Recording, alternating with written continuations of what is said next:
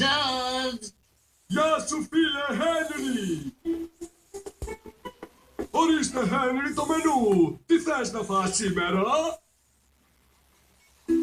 Όχι αυτό, ούτε αυτό, όχι. Τέλεια! Αυτό ακριβώς θέλω, George. Θέλεις ένα τόστ? Χένρι, δεν θέλεις μια ωραία πίτα ή μια ομελέτα με τυρί? Κάποια άλλη μέρα. Σήμερα ο Χένρι θέλει ένα νόστιμο τόστ.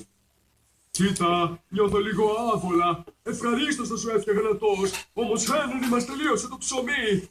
Τόστ χωρίς ψωμί δεν γίνεται. Πώς δεν έχει τόστ? Λυπάμαι Χένρι. Δεν μας έχει ξανασυμβεί. Όμως μας τελείωσε το ψωμί. Τέλειωσε το ψωμί. Ο Χένρι θα φέρει ψωμί για τόστ. Ολέ! Γεια! Χένρι, γύρισες!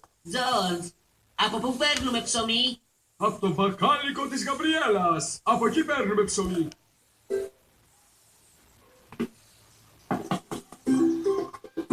Της Γαμπριέλας, το ξέρω. Είναι πολύ καλό μπακάλικο. Έχει πολύ ωραία πράγματα το μπακάλικό της. Ίσως να έχει ψωμί και για τον πεινασμένο Χένρι.